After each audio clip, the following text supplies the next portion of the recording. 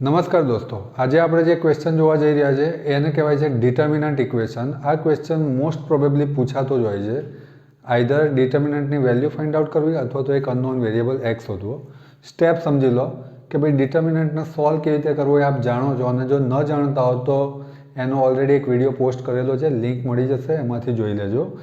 એનું સિમ્પ્લિફિકેશન આપવાનું, એક ઇક્વેશન બનશે અને ઇક્વેશનમાં એક્સની વેલ્યુ ક્વોડ્રેટિક કે લિનિયર ફોર્મમાં હોય, દ્વિઘાત સમીકરણ કે તો આપણે સોલ્વ કરીશું.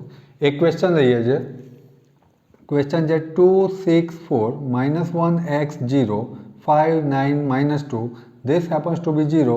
Then find the value of x. તો આપણે સ્ટાન્ડર્ડ નોટેશનથી ડિટર્મિનન્ટ સોલ્વ કરીશું. તો પહેલી રોનો પહેલો એલિમેન્ટ 2, બીજો એલિમેન્ટ 6, પ્લસ હોય તો માઇનસ, માઇનસ હોય તો પ્લસ, ત્રીજો એલિમેન્ટ જેમ હોય એમ +4. હવે આપણે આ 2 ને હાઇડ કરીશું તો શું બચે છે? x, 0, 9, -2. ચલો આ 6 ને હાઇડ કરીશું તો શું બચશે? -1, 0, 5, -2. અને છેલ્લે 4 ને હાઇડ કરીશું તો -1, x, 5, 9. This equals to 0. આવું આપણને આપેલું છે. 2 × 2 ડિટર્મિનન્ટ કઈ રીતે સોલ્વ કરો તમે જાણો છો. સિમ્પલી ક્રોસ પ્રોડક્ટ કરવાનો છે અને વચ્ચે માઇનસ મૂકવાનો છે. તો let us solve. 2 x into -2 that is -2x, 9 into 0 that is 0. તો એ આપણે લખતા નથી.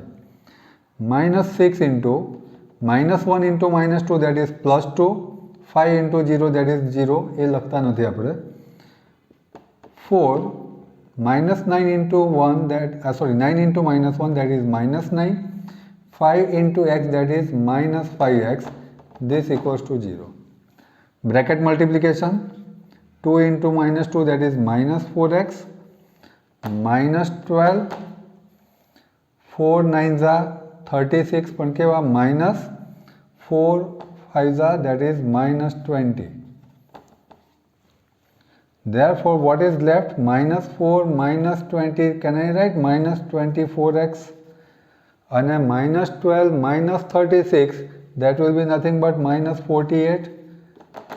આ -48 ને ઉચકીને સામે લઈ જાઓ તો -24x equals to +48. -24 મલ્ટિપ્લિકેશનમાં છે, સામે ડિવિઝનમાં જશે. This implies x equals to 48 upon -24. Simple division છે.